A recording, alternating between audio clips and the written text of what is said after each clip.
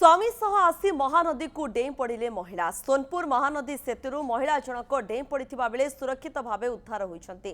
स्थानीय युवकों सहायतार अग्निशम बाहिनी उद्धार कर जिला मुख्य चिकित्सालय भर्ती करछन्ते।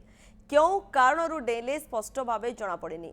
महिला जनक सदर ब्लॉक कईफुल गाँवर सूचना अनुसार स्वामी स्त्री उभय घर बाहरी मेटाकानी बुलिबाकू जाउथिबा बेले महानदी सेतु उपरे युवती जनक गाड़ी अटकाइबा पई कहिथिले। गाड़ी अटकिबा परे से नदी को डेई पड़िथिले। तबे पानी रे पड़िथिबारु विशेष किछि होई नाही। तुरंत गाधुथबा किछि युवक तांको उद्धार करिथिले। परे अग्निशम विभाग तांको महानदी रो उद्धार करी जिला मुख्य चिकित्सालय भर्ती करिथिले। एबे युवतींकर स्वास्थ्य अवस्था ठीक थिबा जणा पड़िछे।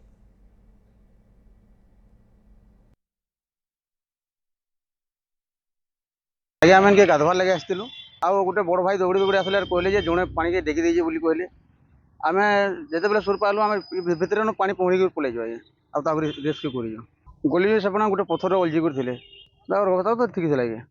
होश तो लगे हाँ होश था।